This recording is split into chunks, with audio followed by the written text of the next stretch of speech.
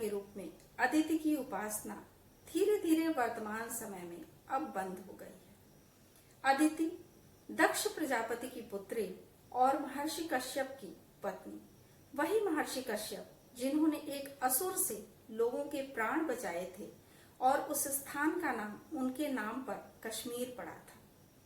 तो अदिति देवराज इंद्र की माता थी। देवराज इंद्र को उन्होंने चारों वेदों की शिक्षा प्रदान की थी, जिसके कारण देवराज इंद्र शिक्षा के क्षेत्र में इतने आगे बढ़ गए थे कि उनकी बराबरी करने वाला कोई नहीं था और ऐसी स्थिति में वह तीनों लोकों के अधिपति बने।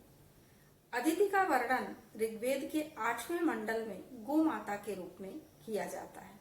उन्हीं को गो माता के रूप में हम उनकी पूजा अर्चना करते हैं और गो हत्या संबंधी बातों पर प्रतिबंध लगाते हैं। तो अदिति के विषय में कहा जाता है कि इनकी देव माता के रूप में उपासना या मातृ माता के रूप में उपासना करने के लिए मृण मूर्तियां इनकी सिंधु नद से भूमध्य सागर तक बनाई गई थी।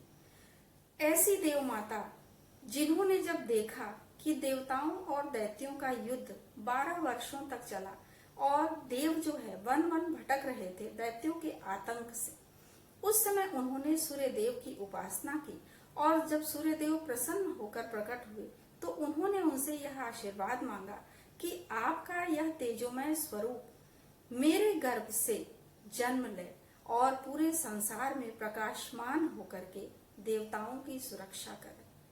कहा जाता है कि सूर्य ने अपने तेज से इनके संतान के रूप में जन्म लिया और ब्रह्मांड में जाकर के पूरे लोक को प्रकाशित करते हैं।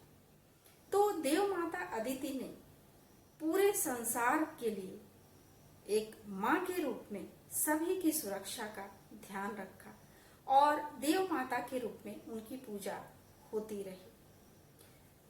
सर्वज्ञ थी, वेदों की ज्ञाता थी, विदुषी थी और एक परम साध्वी तपस्विनी स्त्री के रूप में अपने पति की अनुगामिनी थी। ऐसा भी कहा जाता है कि दक्ष प्रजापति की एक दूसरी पुत्री दिति इनकी सपत्नी थी, अर्थात इन दोनों बहनों का विवाह महर्षि कश्यप से हुआ था और यही लोग द्वापर युग में रोहिणी और देवकी के रूप में इन लोगों ने जन्म लिया था।